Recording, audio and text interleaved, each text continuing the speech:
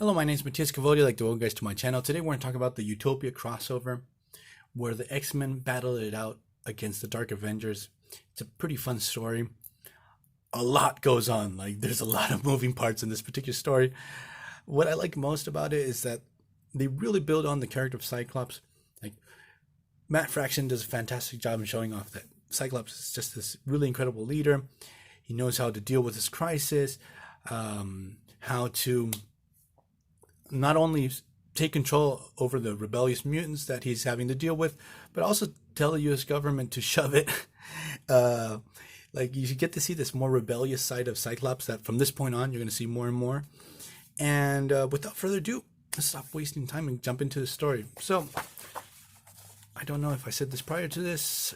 It was written by Matt Fraction, most of the story, because there's a ton of tie-ins. There's quite a few authors tied into this particular story, but the main arc has been written by Mr. Fraction. X-Men have established themselves in San Francisco, and some people of this particular city, they're not too happy having mutants around, so they take the streets and start protesting. They don't want the mutants walking around the city. They feel that they're too much of a liability, and obviously this is going to be a recipe for trouble. We've seen this a billion times in X-Men stories. The thing is, Beast arrives to where the protesters are. He wants to engage with them peacefully. Obviously, you know that this is going to go south pretty fast. A battle ensues between the humans and the mutants, and things go from bad to worse because within the groups of mutants, there's a group of rebellious mutants or more violent ones that are really willing to make humans pay, make them and dish out a lot of punishment. The thing is, Beasts get captured, and this is how the story starts. A mutant rebellion in San Francisco, riots. During this time, this happens after, I think it was called the Endangered Species crossover within the X-Men side of the Marvel Universe. They've, as I said before, they established themselves in San Francisco, and they're in this place called Gray Malikan Industries, actually in Marin County. That's where they established themselves.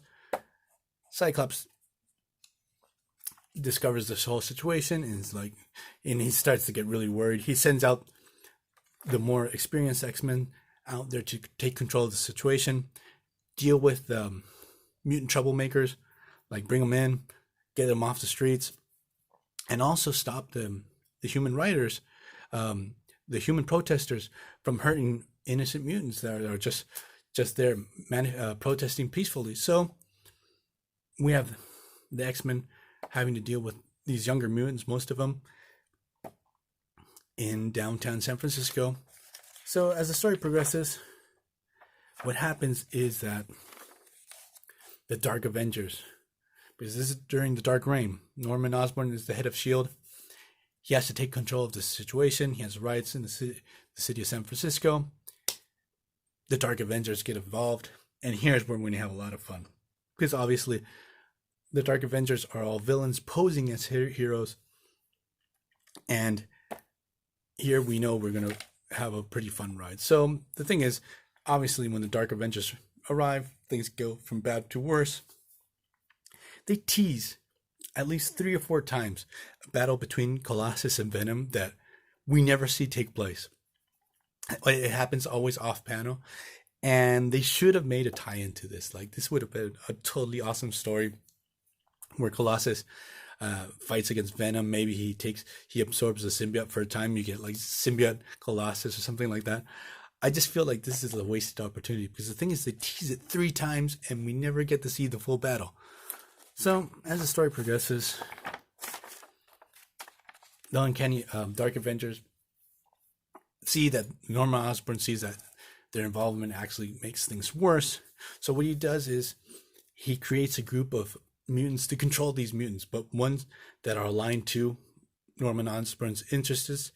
So he creates the Dark X-Men. So we have Omega, Emma Frost is the leader, Xavier, who, spoilers, it's not Xavier, Mystique, Namor, Dakin, Wolverine's kid, Cloak and Dagger, and Mimic. They're the new mutant police of the city. So the Dark Avengers don't get involved anymore because things just went to hell with them. and we get this new mutant team. But I'm getting ahead of myself because we do have 2 tie-ins before the first appearance of the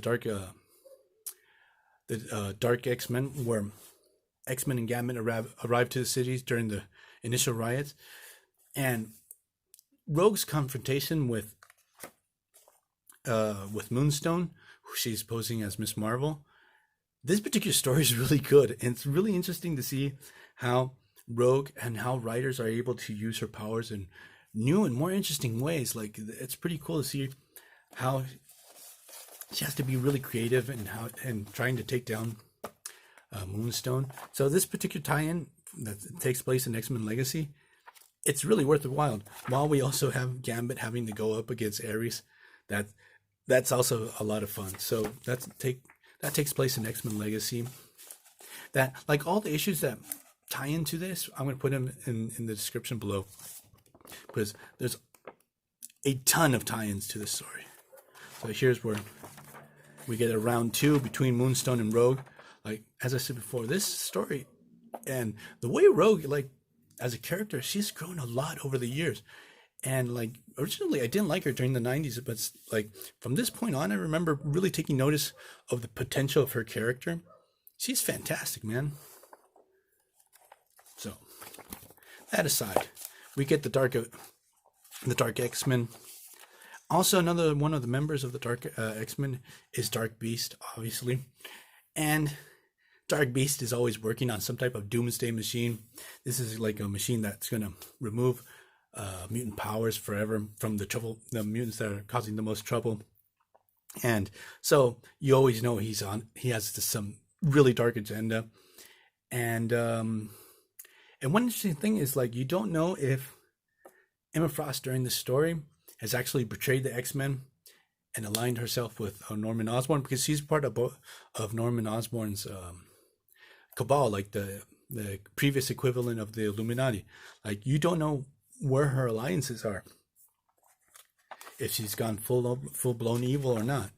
So as the story progresses, we get this group of renegade mutants that one thing I liked about this, like, you have Sunspot, this character called Laura Lee, a bunch of, like, they're C-list mutants, but I really love to see Adam X. He's back. This character made his first appearance in X-Force, and he was a pretty cool character, and also sort of rumored to be one of the Summers brothers, like a brother to Cyclops and Havoc. And further down the line, we discover Vulcan. So the thing is, in the Dark X-Men's first mission, they tried to take down this group of troublemaking mutants, which is a lot of fun to see that. Then, as the story progresses,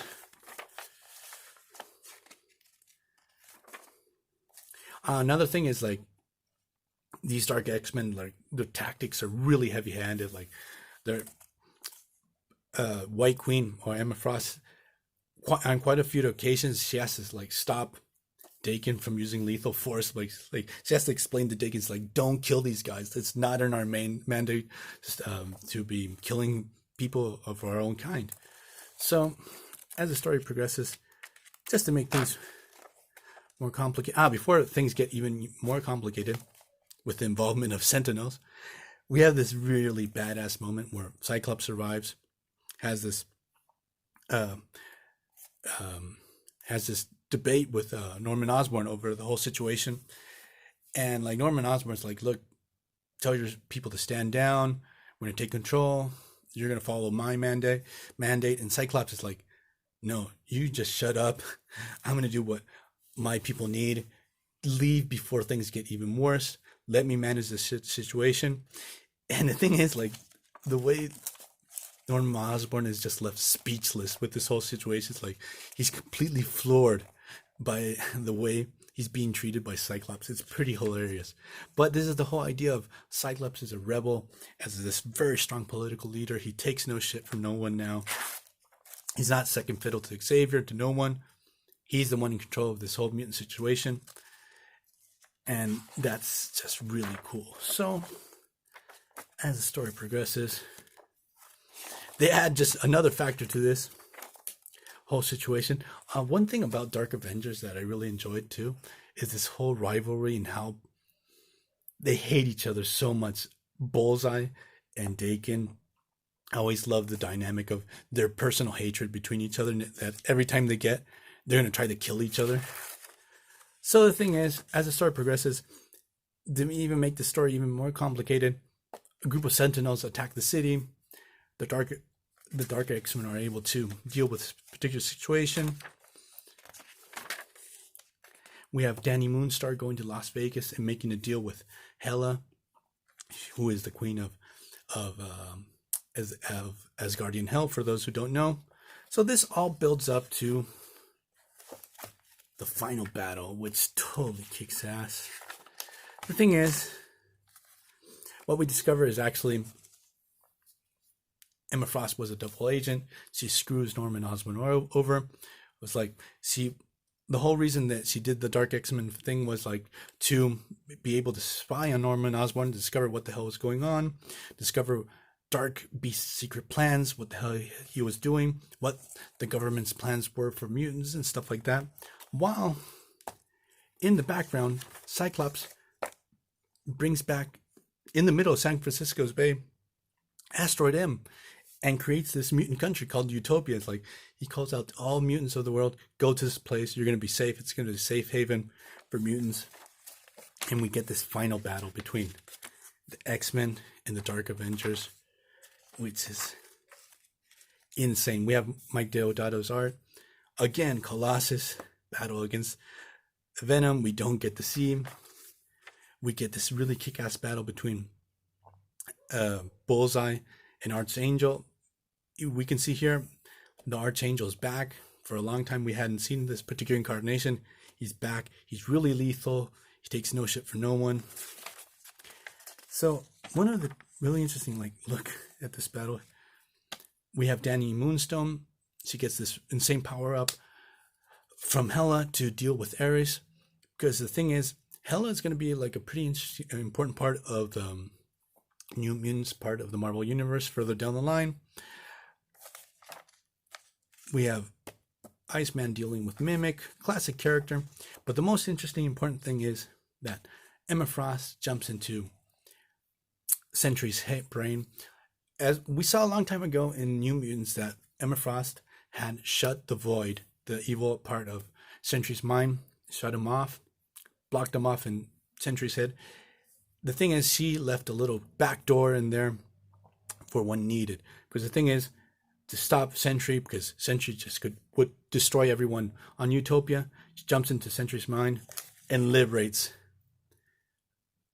the Void, which this sets the Sentry just freaks out, leaves the battle. A little piece of the Void slips into Emma Frost's mind. This is dealt with further down the line. Thing is, Sentry's out of the picture. Danny Moonstone is able to take care of Ares. And what happens is that the last man standing, Norman Osborn, his whole team has been defeated. Norman just what he does is like, okay, you guys can have your country. I'm going to leave you guys alone. He does this thing with the press. He said, no, this was always the main option, was always on the table. The mutants can have their own country in Utopia. We're going to leave these guys alone. And the way he resolves and tries to spin this whole situation to his favor is just hilarious. But this story arc, it's pretty, at least I really liked it. This particular era of the X-Men was pretty cool. I like the whole Utopia era. This is like the first time we get to see the mutants have their own country, because they're going to do this many, many times further down the line. That's going to be sort of tiresome. But this is the first time we get to see it. So, guys, I recommend you guys go out and read it. See you guys next time. Bye.